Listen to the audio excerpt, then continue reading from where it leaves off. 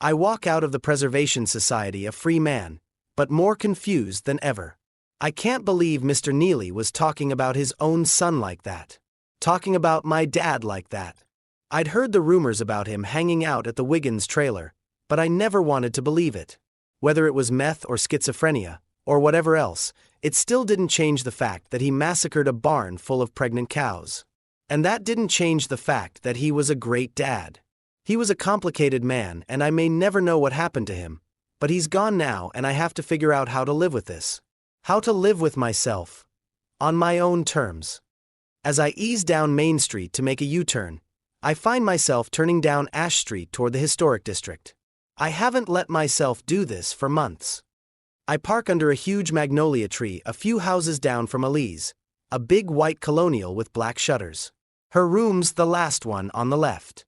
I wonder if our initials are still carved into the leg of her four-poster bed.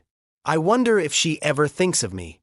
Tomorrow, I'll have to deal with the fallout from all of this, the whispers, the staring. I don't think Mr. Neely will say anything, at least for now, but Mrs. Ely's the biggest gossip in town. It doesn't even matter. Right now, all I want is to be close to Ollie. I need to know she's okay. I feel like if I see her face, I'll know what I have to do. And maybe I'll finally be able to let her go. Let it all go. I've been staring at Ali's front door so long my eyes feel welded in place. I hardly notice mornings come when Tyler pulls into her circular driveway, his car's all decked out with red and black streamers, number 6 Neely, and QB painted on his windows. Pep girls must have paid him a visit. I'd forgotten all about homecoming tonight. Ollie comes springing out the front door in her cheerleading uniform, her long shiny ponytail swinging behind her. My breath catches in my throat.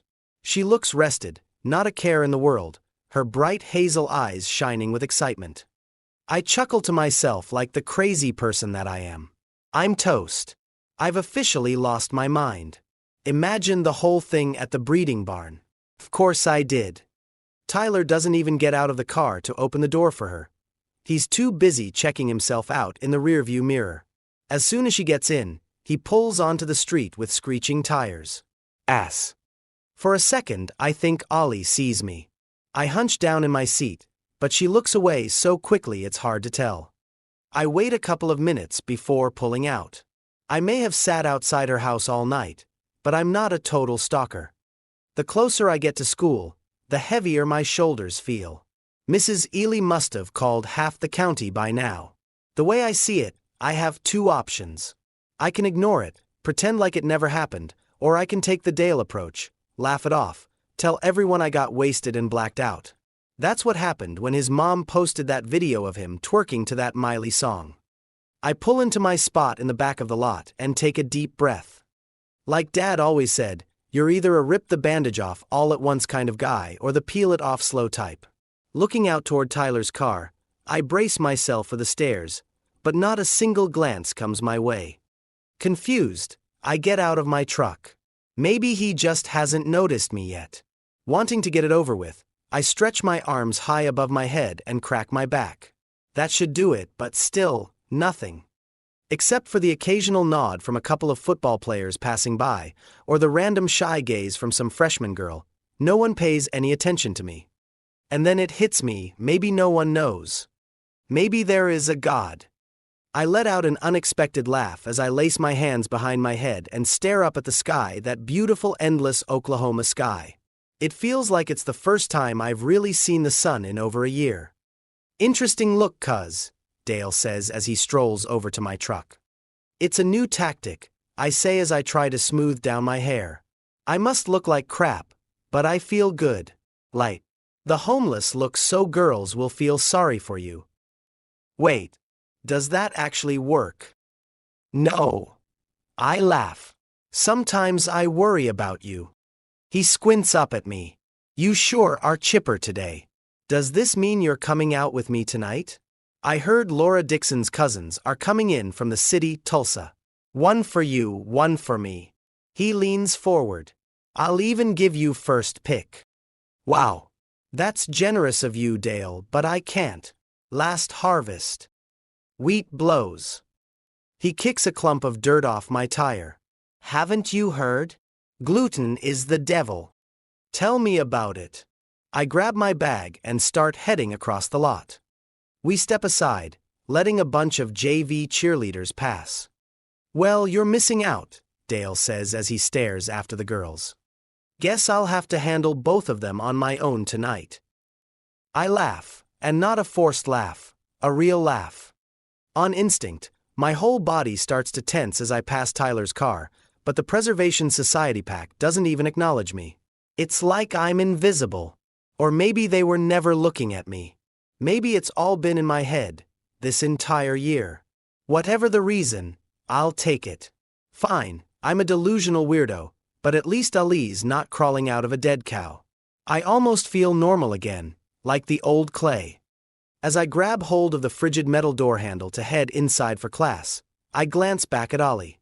She's not looking at me or anything, but it feels right, like I finally might be able to move on with my life. Not 5 minutes into first period, a note comes in summoning me to Miss Granger's office. It's almost a relief. I knew I wouldn't get off this easy from my incident last night. She probably just needs to know I'm not going to go all Columbine on her. I duck into her office. Before you say anything, just hear me out. She bolts up from her chair and shuts the door behind me. Wow, I must really be in trouble. Look, you were right, I explain. It's the sleeping pills. It has to be. I stopped taking them last night, flushed them all down the toilet. The calf, the symbol, the dreams, Ali climbing out of the dead cow, the conspiracy theories. It's all just a way to deflect from the truth. My throat's knotting up, but I force out the words. My dad had schizophrenia or he was a meth head. It doesn't really matter. That's on him. Not me. There, I said it. Are you happy? Clay, she says, quietly. There's something you need to see. She slides a sheet of paper on her desk toward me with her index finger. On the page, I find a sketch of the symbol, the upside-down U with 2 dots above and below. Scrawled beneath it, the words, Devil's Portal. What is this? The mark you saw on Tyler and Ali. It means something. It's an ancient symbol predating the Old Testament by 100 years. They've found it throughout time carved into stones, trees, rivers, flesh. It's considered an invitation. I try to play it off, but a chill rushes through my veins. An invitation for what? She leans in, the smell of perfume and tea clinging to her skin. For the devil. My mind slips back to the breeding barn. The dead cow, slashed down the middle, Ali, her naked body slick with blood, the whispering, the stamping of feet like hooves. I'm trying to wrap my head around what she's saying, but it can't be. I force a chuckle. This is some kind of joke, right? I know this is a lot to take in. I wanted to do this differently, in a different way. But things appear to be escalating quickly. Seriously, don't mess with me right now. Last night was crazy. I get it, okay? This isn't a joke, Clay. I start pacing the room, looking for hidden cameras or something. Wait. So let me get this straight. I've been coming to you all year long telling you something's not right with the Preservation Society. This town, and now that I've finally accepted things, now that I'm finally ready to put all this behind me, you're telling me this is all about the devil? That there's some kind of invitation in their skin. She places her hand on my arm. I can help you, Clay. I know people in the church. I pull away. This can't be happening. This isn't real. I think you're a prophet. You see things others can't see. Just like your father. Please stop. Just stop. I dig my fingers into my skull. We knew something was coming here. Something evil. We just didn't think it would happen like the... Did Mr. Neely put you up to this? I turn on her. Is this some kind of a test? When he asked me to join the council last night, come to the Harvest Festival, get back on the team, I thought it was a suggestion. I didn't know he'd go this far. Tell him no thanks.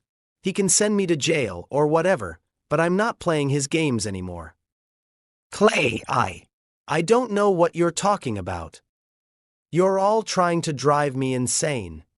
I stalk toward her. Is that what this is all about? I only want to help you, she sputters as she backs against the far wall, like she's suddenly afraid of me.